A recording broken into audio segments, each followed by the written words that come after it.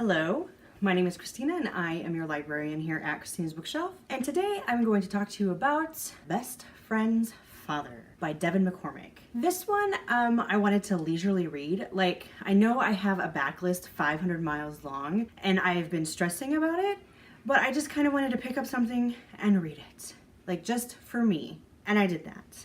And I was like, this is so good. And I wasn't going to do a video review. I was just going to throw in, at Goodreads and Amazon. But then I was like, F that. Like, if I'm going to take the time to write up a whole review on Goodreads and Amazon, I'm just going to do this. Another reason why I did it is because I'm so mad. And here's where I want to give you like warnings, whatever. The rest of this review is going to be like rated R or NC-17 because of adult language. Is book one in an unknown number of series here. Like, we don't know if it's a duology, a trilogy, if there's gonna be 4, 5, 10, nobody fucking knows. At the end of this, it just says to be continued. Like, the 3 most vile words in Booklandia somebody can throw out there when you thought you picked up a standalone book. Thanks a lot, Devon McCormack. He is the master of the book sadist community. He writes these wonderful stories and all of us little masochistic lambs are like, we must read this because Devon is so good at what he does. He's going to ensnare us in this little sadist trap of wonderfulness. You notice all the backhanded compliments?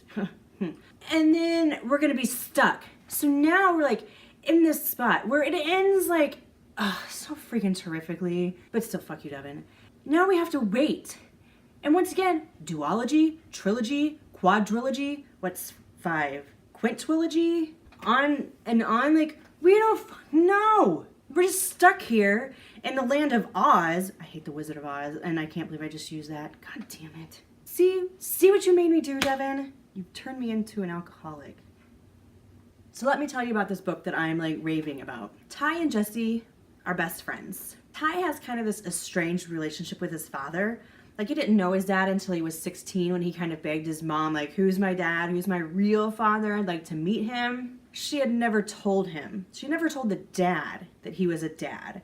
So, like, it wasn't the dad's fault he was never there. And so at 16, Ty met his father, Eric. And they've kind of had this really bumpy relationship since. Like, it's just kind of, how do I be a father and how do I accept this man as my father kind of a thing. Well, Eric is wealthy, has made a good career for himself, has made a name for himself, and owns some property in Puerto Vallarta. So Ty and Jesse are down there for vacation. And when we kind of start this book, I kind of pictured Devon and boyfriend in a certain location doing some certain things, and I was just like, this is adorable. And then when I read To Be Continued, I was like, Ty and Jesse are out doing something. They come back and they realize there's somebody else in the condo. And it's Eric. The moment that Eric and Jesse see each other, there is some tension going on. Now, Jesse is known for a while that he's bisexual, but he hasn't voiced that to anybody because it's just kind of like, he didn't want to say anything, but he probably should have said something. So we have some sexual tension in the air, and it's thick. Like, wow, you can feel it coming off the pages. And then at first I was like, this is kind of awkward, like, how did Ty not feel this? So they kind of have to maneuver around the sexual tension that's developing here. And poor Ty is just naively, just wondrously in bliss up to what's going on. Well, then there's a work crisis for Ty, and he has to leave Mexico and go figure this out, leaving Jesse and Eric alone by themselves. And it doesn't take long for them to be like, let us cure this itch. But you can only hang out in this bubble for so long before reality kicks back in, before Ty shows back up, before you have to go back into the real world, before you have to face reality. And so when you go back to reality, do you keep this relationship going? Is it a relationship? Are you two just like fantastic fuck buddies? Which, by the way, they are fantastic. Oh my God, fuck buddies. Do you want to try to make it more? And how do you make it more if you haven't told the one person that means the world to both of you? Plus, we have this thing with Eric. Eric has a little anxiety issue. It's not really little. And it's something that's plagued him from his past. Now we have building blocks of issues that are kind of forming in their relationship.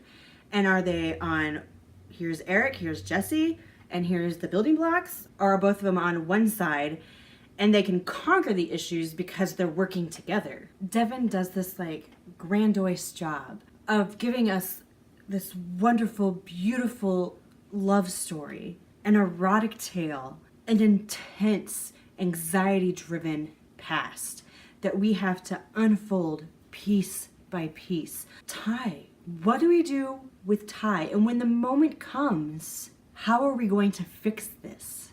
Jesse says that we're going to get our Ty back. How are we going to do this? And I swear to God, if in the next book, Jesse and Eric like break up for the sake of getting Ty back, I've never been to Atlanta minus the airport, but I might have to go do some sightseeing along the metropolis area and check out, you know, the towers.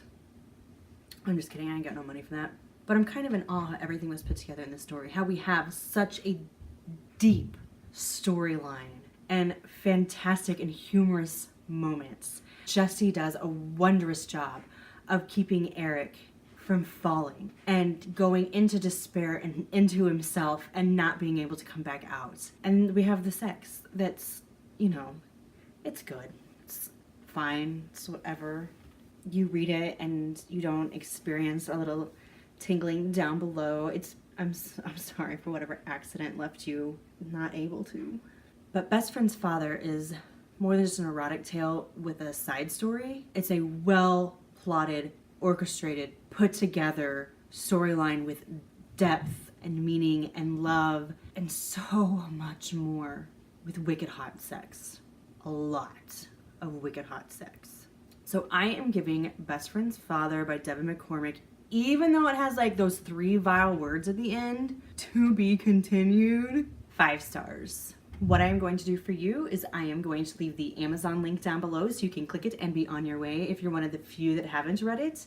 If you've enjoyed this review, I'm gonna ask that you help me with that YouTube algorithm and give me a like. Leave me a comment. I'd love to interact with all of you guys. And go ahead and hit that subscribe button. I try to get new content out every Monday through Thursday, but I honestly never know what time. And that is the magic of the subscribe button, is that you will get a notification when I have something new for you. If you're like me and think this chick's pretty awesome, down below I'm going to leave stalker links aplenty. Go, click, investigate, enjoy. If you have a book or an arc you'd like me to read, or some light editing proofreading you would like done, you can request via website. 5 stars. Bye.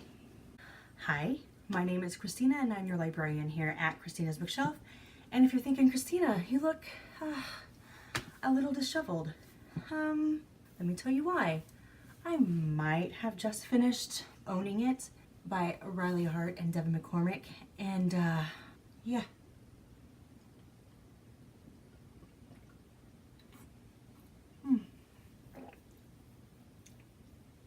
Yeah. Now you're like,